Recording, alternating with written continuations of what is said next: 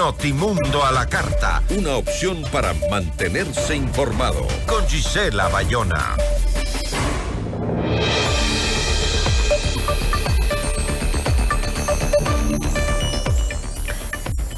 ¿Los chats del caso Metástasis alcanzan al Consejo Nacional Electoral?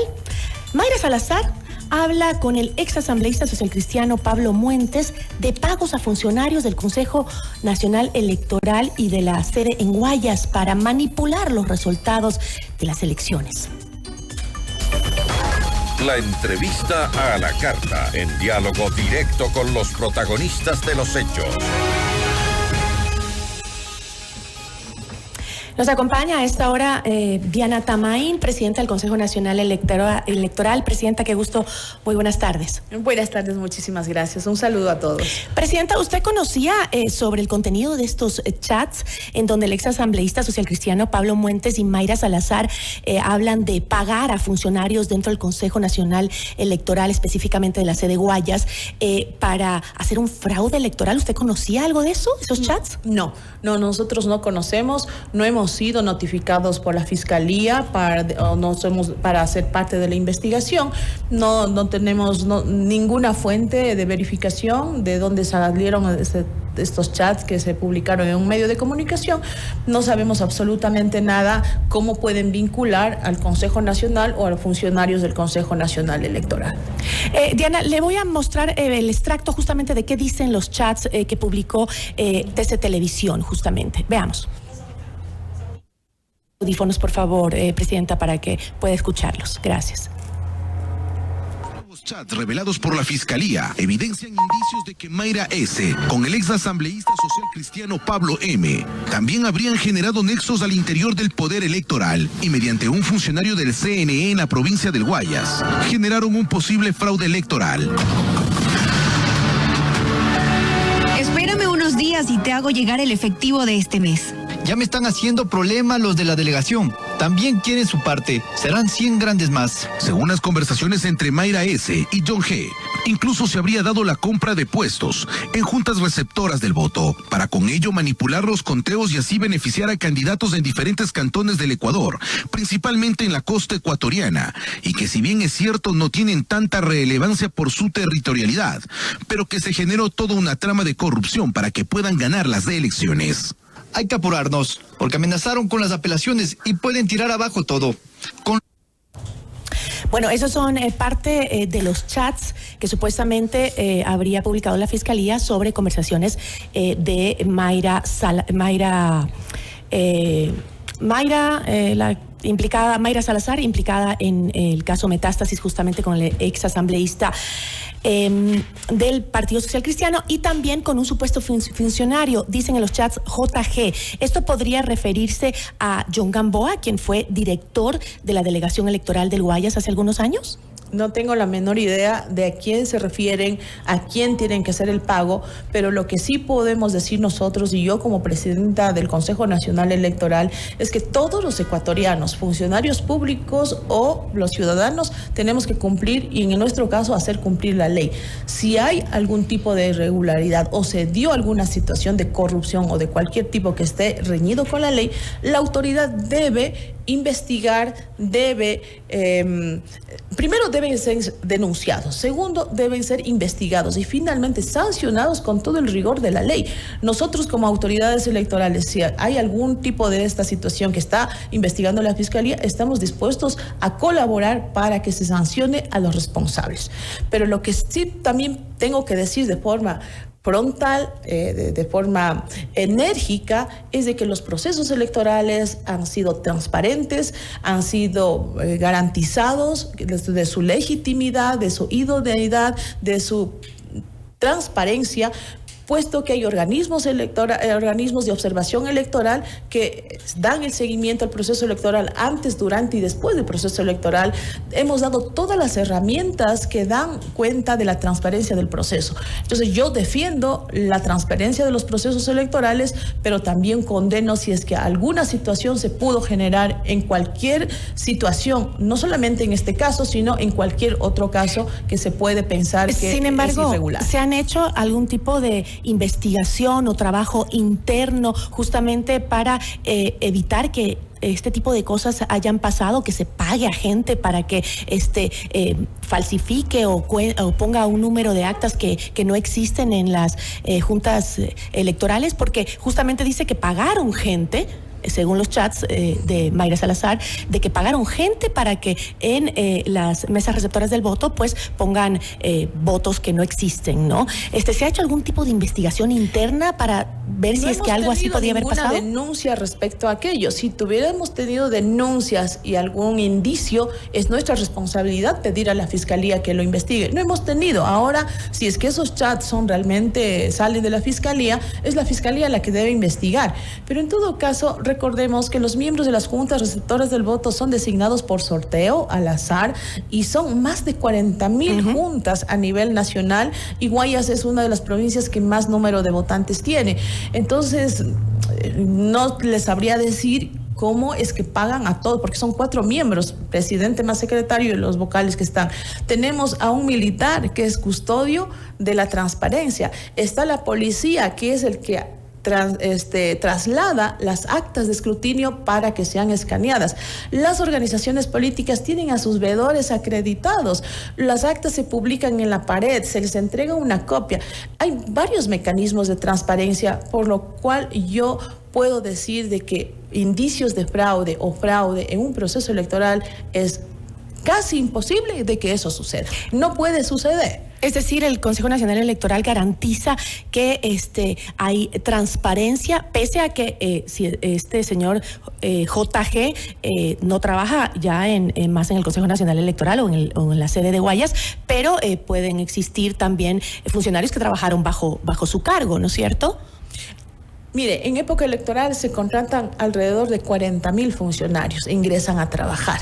Entonces tenemos de todas las provincias trabajando y nosotros no podemos dar fe de cada uno de ellos, pero confiamos en que su trabajo es transparente.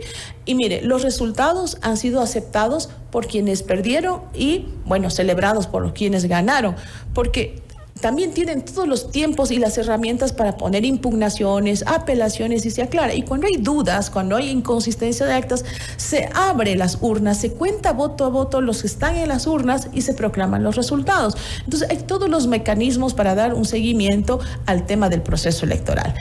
Acciones irregulares más allá del proceso electoral, aunque sea en el Consejo Nacional Electoral o en otra institución, si es que ha habido, la Fiscalía debe actuar y nosotros estaremos pendientes para que se sancione si es que los hubo.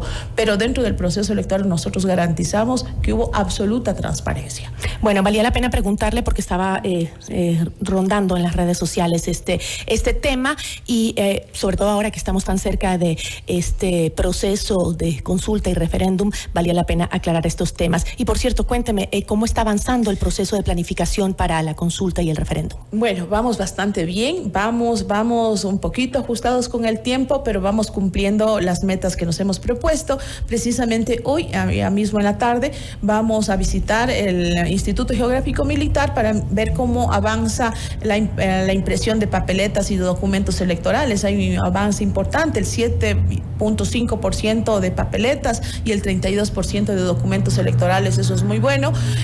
Para que vean de cerca cómo quedaron las papeletas, los medios de comunicación, las organizaciones políticas, si quieren hacerlo, pueden hacer.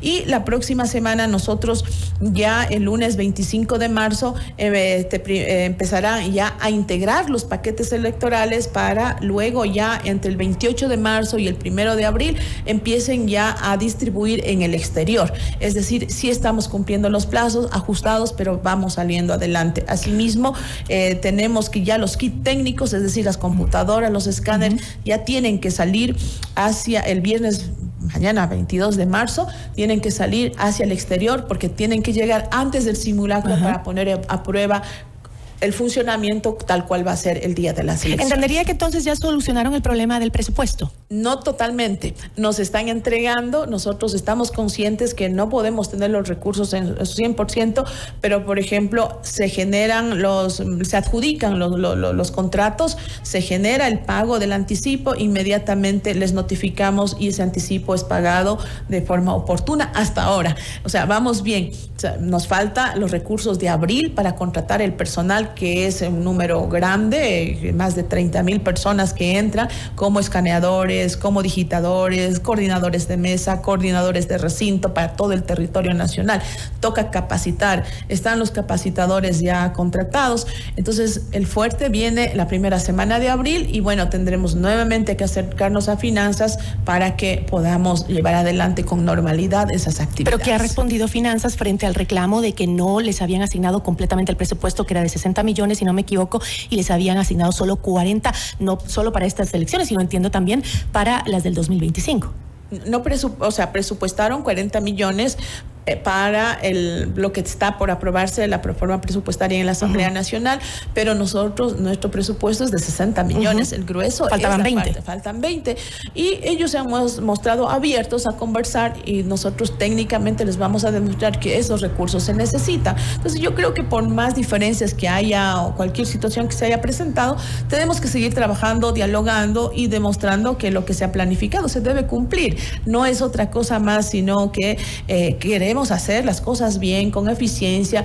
Bien, los ecuatorianos están ya acostumbrados a que a las 8 de la noche, 9 de la noche, ya todos vayamos tranquilos a dormir con los resultados, sin ninguna novedad, con ciertas situaciones que hemos aceptado que no han funcionado, pero con los resultados ya. Y lo mismo queremos hacer con la consulta popular, pese a que son 11 preguntas. Va a ser una tarea durísima porque son 11 actas que generar, equivale a tener 11 dignidades que proclamar resultados. Pero vamos a avanzar si tenemos... Y además del tiempo que se puede tomar la gente, el rato de ir a votar, ¿no? Claro. Porque además mucha gente, creo yo, no está informándose respecto al contenido de las preguntas, los anexos, que es importantísimo para conocer cómo voy a votar ese día, ¿no? Así es. Nosotros ya esta semana o máximo la próxima, el día lunes, empezaremos ya con las campañas de difusión de en qué consiste cada pregunta, que van a estar no enumeradas, sino en casilleros, en orden alfabético, A, B, C, hasta la K.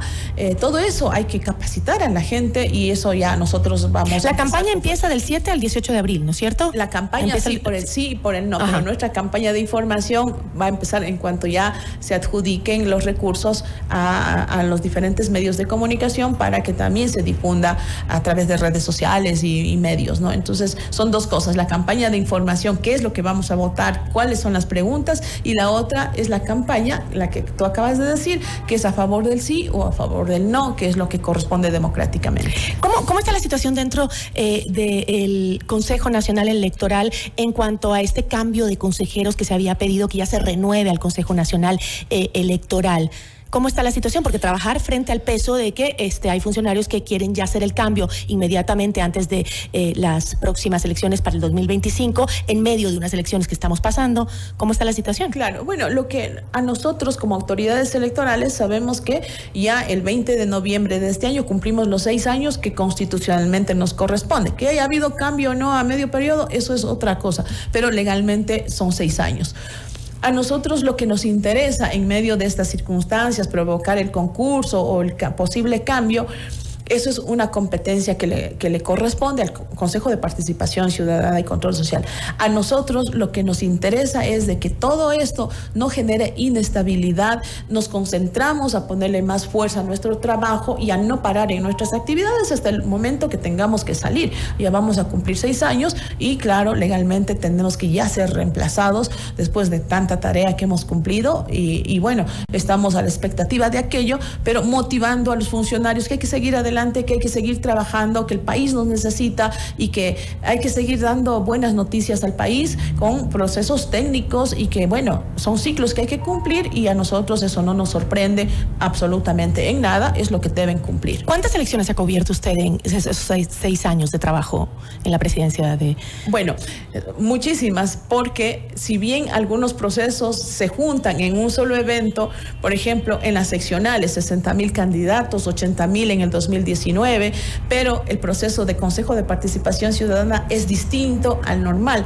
Entonces, y encima nos han puesto consultas populares, otras consultas locales, repetición de elecciones, hacer elecciones en medio de una pandemia, modificar todos los reglamentos porque provocamos una fuerte reforma al Código de la Democracia. Ha sido cada día un desafío distinto, pero hemos estado ahí. ¿Y cree que no es prudente el que se elijan nuevos miembros del Consejo Nacional Electoral cuando justamente en poco tiempo se viene una elección presidencial y eso podría tal vez entorpecer un proceso cuando ya han venido este consejo con tanta experiencia de tantos procesos electorales previos?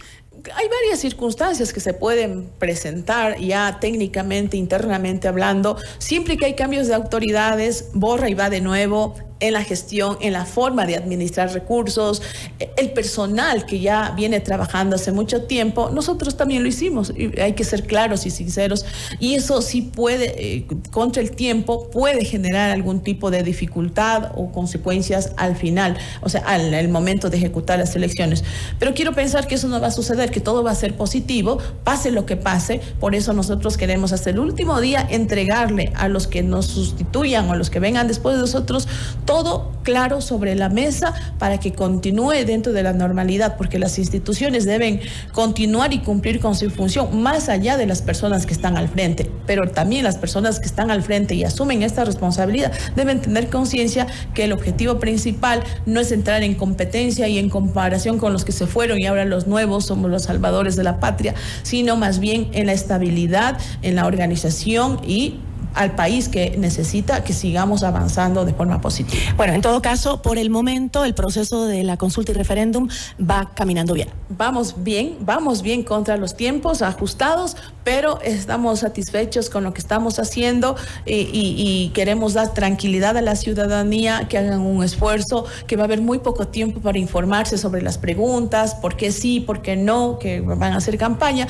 Es muy importante que la gente, ahora más que nunca, esta consulta popular es una consulta muy importante porque puede ser el quiebre del bueno o un futuro bueno o malo para el país, sobre todo en una crisis de inseguridad que vivimos, inestabilidad política, financiera, económica. Yo creo que hay que ponerle mucha atención a estas preguntas y reflexionar bien. Es decir, no está en manos del Consejo Nacional Electoral el futuro del país, sino en cada uno de los ecuatorianos que al tomar un lápiz, un esfero y va a votar, tiene todo el poder para cambiar los destinos de este país. Que se informen sobre el contenido de la consulta. Yo le agradezco muchísimo, Presidenta. Gracias, Gisela.